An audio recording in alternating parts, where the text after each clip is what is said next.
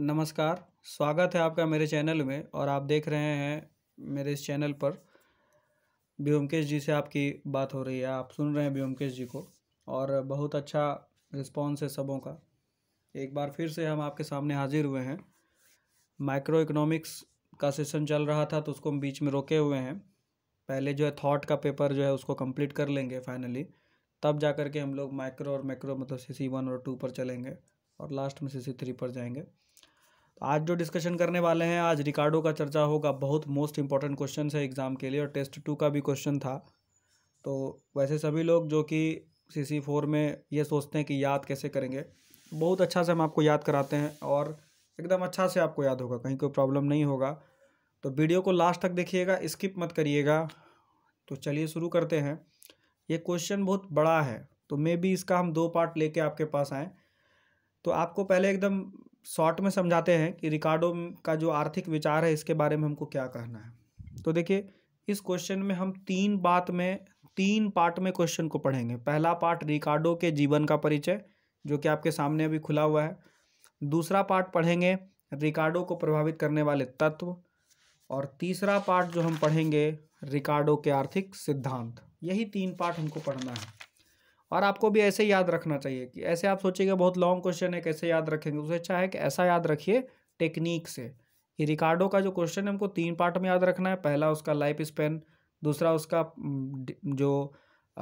उसको जो है उसका जो फैक्टर्स था, उसको जो है इफेक्टिव फैक्टर्स जो थे उनके लाइफ के या प्रभावित करने वाले जो तत्व थे उस पर है, या उनको कौन कौन सा फैक्टर था जो कि इफेक्टिव किया इकोनॉमिक्स को लेकर के। और तीसरा था उनका सारा थ्योरी। तो थ्योरी में जैसे कि रिकार्डो का अपना जो है वैल्यू का थ्योरी है, देन उसके बाद रेंट का थ्योरी है, डिस्ट्रीब्यूशन थ्योरी है, प्रॉफिट का थ्योरी है, ठीक है, वेजेस का थ्योरी है, उसके बाद प्रॉफिट और इंटरेस्ट का थ्योरी है, देन उसके बाद इंटरनेशनल थ्योरीज है बहुत सारा, डिस्ट्रीब्यूशन थ्योरी है, बैंकिंग से संबंधित रिलेटेड थ्योरी है, उसके बाद टैक्सेशन से रिलेटेड थ्योरी है। तो 5 थ्योरी ही हमको पढ़ना। इन दैट केस आपके पास समय ना हो परीक्षा में कैसे क्या करना है। तो चलिए समय ना गवाते हुए स्टार्ट करते हैं। तो रिकार्डो के जीवन का परिचय क्या था। रिकार्डो प्रतिष्ठित विचारधारा का अंतिम स्तंभ था। इनका जन्म 1772 ईस्वी में लंदन के एक यहूदी परिवार में हुआ था। इनके पूर्वज हॉलैंड के निवासी थे जो बाद में इंग्लैंड में बस गए थे। मतलब 1772 में इनका जन्म हुआ था और 1799 तक जो है मतलब ये आम जिंदगी जीते थे। रिकार्डो एक व्यापारी था, समझिएगा ध्यान से। और रिकार्डो का जो जीवन परिचय है वो बहुत ही मतलब साधारण था शुरुआत में।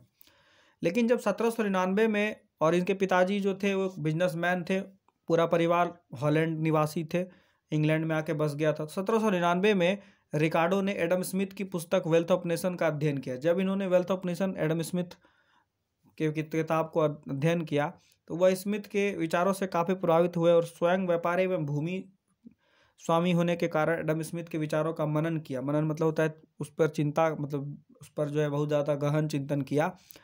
देन कहता है कि इसके धीरे धीरे अपना ध्यान अर्थशास्त्र पर केंद्रित किया। मतलब किताब पढ़ने के बाद इनको थोड़ा सा अट्रैक्शन हुआ इकोनॉमिक्स के प्रति।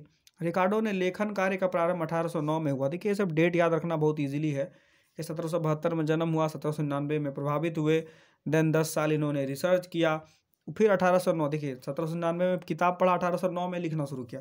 1809 में इन्होंने अपना लेखन कार्य प्रारंभ किया और जो पहला किताब इनका 1810 में आया था, the high price of Boolean, proof of the depreciation of bank notes, प्रकाशित हुआ। 1817 में प्रिंसिपल ऑफ पॉलिटिकल इकोनॉमी और 1822 में प्रोटेक्शन ऑफ एग्रीकल्चर नामक पुस्तक की रचना की। रिकार्डो धन का ही नहीं धनी था बल्कि बुद्धि का भी धनी था। 1819 में ब्रिटिश में संसद का सदस्य बन गया। उनके आर्थिक विषय विशेषकर मुद्रा एवं बैंकिंग का को माना जाता है। इनका जो मेन कंसेप्ट था वो बैंकिंग और जो मॉनेटरी पॉलिसी था, उनके ये बहुत ज़्यादा विशेषज्ञ माने जाते थे, ऐसा सबों का कहना है। ठीक है, मतलब इकोनॉमिस्ट है तो बहुत सारे लोगों का विचार भी इसी तरह था। रिकार्डो को प्रभावित करने वाले क्या क्या तत्व थे। तो लाइफ स्पैन को हम 1 मिनट में जल्दी से जल्दी देख लें कि रिकार्डो एक बहुत प्रतिष्ठित अर्थशास्त्री था। रिकार्डो जो है क्लासिकल इकोनॉमिस्ट था, याद रखिएगा। रिकार्डो किस प्रकार का इकोनॉमिस्ट था, क्लासिकल इकोनॉमिस्ट। प्रतिष्ठित संप्रदाय में से जो इकोनॉमिस्ट का ग्रुप है एडम स्मिथ, माल्थस, रिकार्डो और जो J.S. मिल, इन सभी में रिकार्डो का नाम भी बहुत इज्जत के साथ लिया जाता है। इनका जन्म 1772 में हॉलैंड के निवासी थे इनके पिता, और 99 में इन्होंने क्या किया, किताब पढ़ी वेल्थ ऑफ नेशन। देन 1809 में किताबें लिखना शुरू की। 1822 तक में ये कुछ बहुत सारी किताबों का 3-4 किताब लिख चुके थे। 1819 में ये MLA भी, MP भी बने हैं ब्रिटिश संसद के। अब कहता है रिकार्डो को प्रभावित करने वाले तत्व क्या है। वीडियो पूरा देखिए, स्किप मत करिए। बहुत लोग क्या करते हैं, बीच में ऐसे ऐसे ऐसे करना शुरू करते हैं, वो मत कीजिए, सुनिए पूरा तो आपको जानकारी मिलेगा। रिकार्डो को प्रभावित करने वाले तत्व, रिकार्डो को प्रभावित करने वाले जो तत्व थे उसमें सबसे पहला था एडम स्मिथ। एडम स्मिथ रिकार्डो के कंसेप्ट को लेकर के बहुत ज़्यादा, माफ़ कीजिएगा, एडम स्मिथ के कंसेप्ट को लेकर रिकार्डो जो है बहुत ज़्यादा प्रभावित हुए थे। विचारधारा उनका जो है आर्थिक सिद्धांत का, उन आर्थिक सिद्धांत जो इनका थ्योरी था उससे ये बहुत प्रभावित हुए। औद्योगिक क्रांति का प्रभाव था, औद्योगिक क्रांति का प्रभाव। अब देखिए, जिस समय इंग्लैंड में इनका जन्म हुआ था उस समय का इंग्लैंड, और जिस समय एडम स्मिथ का जन्म हुआ था उस समय का इंग्लैंड, दोनों इंग्लैंड अलग अलग था। मतलब आप बोलेंगे इंग्लैंड अलग अलग क्या था, तो इंग्लैंड जिस समय एडम स्मिथ का जन्म हुआ था उस समय इंग्लैंड औद्योगिक नीति के दौर में शुरू हुआ था आगे बढ़ना। लेकिन जिस समय रिकार्डो का जन्म हुआ था उस समय इंग्लैंड जो है औद्योगिक नीति के चरम पर था। मतलब जब एडम स्मिथ था तो उस समय औद्योगिक क्रांति शुरू हुआ था, और जब इसकी बात हुई, रिकार्डो की बात हुई, तो रिकार्डो के समय जो है यह क्या हुआ कि इंग्लैंड जो है पूरी दुनिया में बादशाहत कायम कर चुका था बहुत तेरे देशों में। रिकार्डो के समय पर इंग्लैंड का औद्योगिक विकास अपनी चरम सीमा पर था। रिकार्डो ने अपनी आंखों से औद्योगिक बुराई एवं गरीबी एवं आर्थिक असमानताओं को देखा जो दिन प्रतिदिन बढ़ते जा रहे थे। तो क्लियर बात है कि इंडस्ट्रियलाइजेशन के कारण जो एग्रीकल्चर भी डिस्टर्ब हुआ, इकोनॉमी भी डिस्टर्ब हुई, बहुत सारा गरीब देश और गरीब हो गया। ठीक है। तीसरा फैक्टर था मूल्य वृद्धि का प्रभाव। प्राइस जब हाई हुआ तो उस पर इन्होंने तो किताबें लिख दी, the price of high bullion. England में उस समय जनसंख्या बढ़ भी रही थी और दूसरी ओर खाद्यान्न के मूल्य में वृद्धि हो रही थी, जिससे मूल्य स्तर में दिन प्रतिदिन वृद्धि होती जा रही थी एवं मुद्रा के मूल्य में कमी होने लगी थी। अब कहता है कि जब मुद्रा के मूल्य में कमी होने लगी थी, इसका मतलब पैसा का दाम गिर रहा था, धन का कोई कीमत न, तो धन का जो मूल्य था वो महंगाई के सामने दम तोड़ रहा था। समझ लीजिए यूँ इसकी बात लाइन को। अब कहता है कि ऐसा चौथा फैक्टर क्या था, तो भूस्वामी एवं पूंजीपतियों के बीच संघर्ष। भूस्वामी का मतलब क्या था, लैंड का जो मालिक होता था, ओनर, ठीक है, और पूंजीपति मतलब कैपिटलिस्ट। तो लैंड ओनर और कैपिटलिस्ट के बीच में जो बहुत ज़्यादा स्ट्रगल होता था, किस प्रकार से होता था, तो रिकार्डो के समय पूंजीपति, भूस्वामी एवं श्रमिकों के बीच, देखिए रिकार्डो वहाँ पर कहीं संघर्ष नहीं कर रहा था, कैपिटलिस्ट और लैंड ओनर्स के बीच में जो है श्रमिक जो होते हैं, मतलब जो मजदूर होते हैं, लेबर क्लास जो था वो बहुत ज़्यादा संघर्ष करता था। भूस्वामी, इस संघर्ष का मुख्य कारण था उच्च लगान से भूस्वामी को अधिक लाभ मिल रहा था।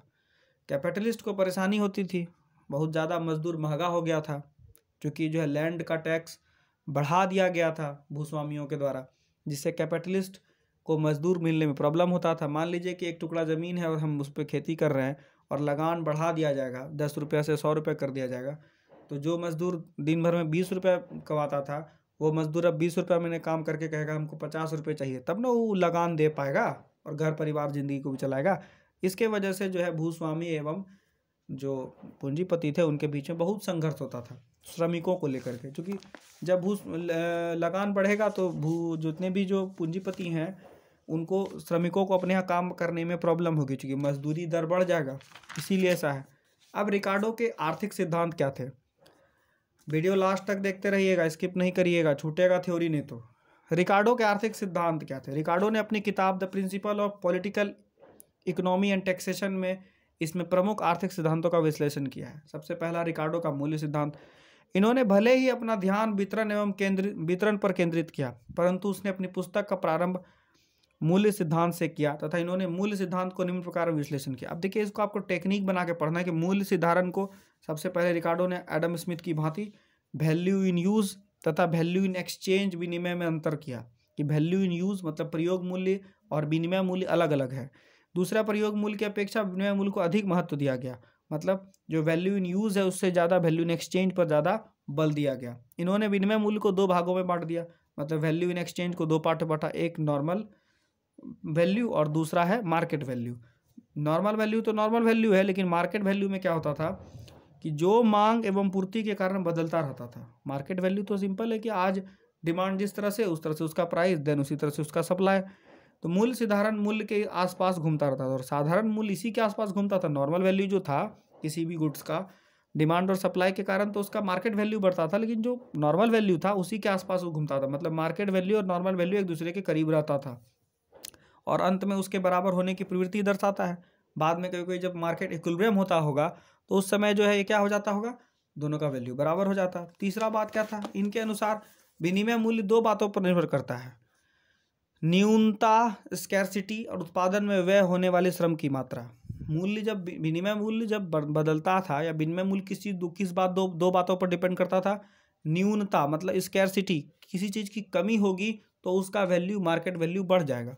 उत्पादन में व्यय होने वाले श्रम की मात्रा, और दूसरा प्रोडक्शन में जो आप खर्च कर रहे हैं श्रम, प्रोडक्शन में जो वेजेस दिया जा रहा है उस पर, ये वे वस्तुएं जो सीमित हैं उनका मूल्य अनायास ही अधिक होगा। ये बात तो सच है कि कुछ चीज़ें ऐसी होती हैं कि अगर वो कम हो जाए तो उसका दाम बढ़ जाएगा। माफ़ कीजिएगा, बीच में हाफी आ गया थोड़ा। दूसरी ओर जिन वस्तुओं के उत्पादन में श्रम अधिक लगे उनका भी मूल्य अधिक होगा। मतलब जिसमें ज़्यादा मेहनत लगा बनाने में, उसका जो वैल्यू एडेड था, वैल्यू जो एडेड था उसमें ऐड कर दिया गया था, उसका दाम ज़्यादा होगा। मान लीजिए कि आप लकड़ी बाज़ार से ख़रीद के ले आए, आपको 50 रुपये किलो लकड़ी मिल गया, और उस लकड़ी से आप घर आ कर के 10 सिली लकड़ी लिए और उससे आप पलंग, बेड, कुर्सी बना करके बाजार में बेच रहे हैं। लकड़ी की कीमत टोटल मान लीजिए 10,000 रुपये थी, और जब आपने कुर्सी, टेबल, पलंग बना के बेचना शुरू किया उसी लकड़ी से, तो आपको 25,000, 30,000 रुपये मिला। इसका मतलब लकड़ी की कीमत तो 10,000 ही रह गई, लेकिन आपने value in exchange, value add, ये सब उसमें किया कि हमने जो मेहनत किया उसका पैसा हमको मिलना चाहिए। तो आपने मूल्य से, जो बेसिक मूल्य था लकड़ी से, उससे भी 3 गुना वसूला, सिर्फ क्या, श्रम पर। तो वही कह रहा है कि दूसरी ओर वस्तुओं के उत्पादन में श्रम अधिक लगे होने के कारण भी मूल्य अधिक हो जाएगा। जिस चीज़ में जितना महीन काम होगा उसका दाम भी उतना ज़्यादा होगा। रिकार्डो का वितरण संबंधी सिद्धांत, दूसरा, पहला सिद्धांत मूल्य संबंधी हो गया, दूसरा है रिकार्डो का वितरण संबंधी सिद्धांत। रिकार्डो के वितरण संबंधी सिद्धांत में क्या होता है, इनके पूर्व में इतना अवश्य कहा जा सकता है कि भूस्वामी को लगान एवं श्रमिकों को मजदूरी तथा पूंजीपतियों को लाभ अवश्य मिलना चाहिए, परंतु साधनों के किस नियम के अनुसार बंटवारा हो, इसका संतोषजनक विचार नहीं था। रिकार्डो के वितरण संबंधी सिद्धांतों में इन विचारों को स्पष्ट किया गया। कहने का अर्थ है कि इनके पूर्व में इतना अवश्य कहा गया कि भूस्वामी को लगान एवं श्रमिकों को मजदूर, मतलब जो भूस्वामी है, लैंड ओनर है, उनको अपने रेंट से मतलब, टैक्स से मतलब है, लगान से मतलब है, और श्रमिक जो थे उनको अपने वेजेस से मतलब है, तथा पूंजीपतियों को लाभ मिलना था, मतलब कैपिटलिस्ट प्रॉफिट के लिए था, मजदूर वेजेस के लिए था, और लैंड ओनर अपने रेंट के लिए था। ठीक है, परंतु इन साधनों के बीच किस नियम के अनुसार बंटवारा हो, मतलब कौन किस तरह से पैसा बांटेगा या शेयर को लेगा, इसका कोई लिविंग स्टैंडर्ड तरीका हमारे उस समय अवेलेबल नहीं था। तो इन्होंने क्या कहा कि रिकार्डो का लगान सिद्धांत, कहता है लगान के संबंध में जो मौलिक व्याख्या होने की वो इन्होंने की है वह सर्वश्रेष्ठ है। इनके द्वारा जो लगान का सिद्धांत दिया गया वो आज भी वर्ल्ड में फेमस है और बहुत ही ज़्यादा प्रचलित है। रिकार्डो ने लगान की परिभाषा इस प्रकार है, लगान भूमि की उपज का वह भाग है जो भूस्वामी को भूमि मौलिक एवं अविनाशी शक्तियों के प्रयोग में बदल दिया जाता है। लगान भूमि की उपज का वह भाग है जो भूस्वामी को भूमि मौलिक एवं अविनाशी शक्तियों के प्रयोग के बदले में बदले में दिया जाता है, माफ कीजिएगा, बदले में दिया जाता है। रिकार्डो ने मालिक एवं अविनाशी शब्दों का प्रयोग कर लगान को विस्तृत रूप से परिभाषित किया। उन्होंने कहा कि लगान दूसरी तरह से परिभाषित भी किया जा सकता है। मतलब लगान का इन्होंने अलग अलग तरीके से डेफिनेशन दिया।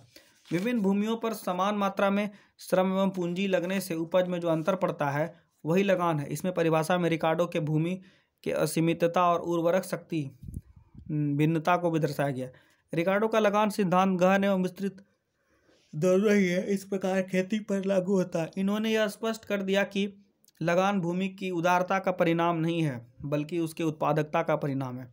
इसके अतिरिक्त रिकार्डो ने यह भी स्पष्ट किया कि लगान मूल्य में सम्मिलित नहीं होता, लगान मूल्य से निर्धारित होता है या मूल्य को निर्धारित नहीं करता। मतलब प्राइस पर ही रेंट डिपेंडेंट है, ना कि रेंट पर प्राइस, कि हम ज़्यादा रेंट ले रहे हैं तो ज़्यादा प्राइस लगाएंगे, ऐसा नहीं है। सपोज मान लीजिए कि एक ज़मीन पर आप एक बहुत बड़ा सा घर बनाए शुरुआत में आपको उसमें जो है ज़मीन का भाड़ा ही ज़्यादा लग जाता था, आप कमा कुछ नहीं पाते थे, लेकिन एक समय जब आप उस पर बहुत अच्छे से उस ज़मीन का प्रयोग करने लगे हर एक काम को लेकर के, तो आपको इतना ज़्यादा इनकम गुणात्मक हो जाएगा, मतलब आपकी आय गुणात्मक होगी, लेकिन लगान जो है वो, मतलब जो लगान होगा वो हो जाएगा मल्टीप्लिकेटिव वे में, और जो आपका जो आय होगा, माफ़ कीजिएगा, जो लगान होगा वो हो जाएगा एडिटिव वे में, और जो आपका इनकम होगा वो मल्टीप्लिकेटिव, मतलब आय गुणात्मक हो जाएगी। और यह जो लगान है वो एकात्मक रूप से चलेगी, मतलब एक जैसा स्केल पे चलेगा, लेकिन इनकम ज़्यादा हो सकता है। ठीक है, तो हमको लगता है कि यहाँ तक का जो थ्योरी है वो आप लोग को एकदम अच्छे से क्लियर है। अब नेक्स्ट वीडियो जब आएगा तो सेकेंड पार्ट हम इसका लेके आएंगे, क्योंकि ये थ्योरी हमने कहा आपको शुरू में ही बहुत बड़ा है, तो इसमें समय लगेगा। तो thank you for watching. Next video के लिए वेट कीजिए, एक दिन के बाद आपको नेक्स्ट वीडियो मिल जाएगा। और वीडियो को देखिए, शेयर कीजिए, लाइक कीजिए, सब्सक्राइब कीजिए। थैंक यू फॉर वॉचिंग मी। और वीडियो को लास्ट तक देखने का आदत लगाइए। आपको अगर लगता है ना कि वीडियो में क्या बक रहा है, क्या सुना रहा है, तो उससे अच्छा आप क्या कीजिए, अपना 3 डॉट दबाइए, वीडियो जहाँ देख रहे हैं उस पर आपको एक मिलेगा प्लेबैक स्पीड, उसको आप 2 गुना कर लीजिए, 2x, उससे वीडियो तेज़ चलेगा, आप वीडियो को सुन भी लीजिएगा, आपका जल्दी जल्दी समय भी बचेगा। ठीक है, तो थैंक यू।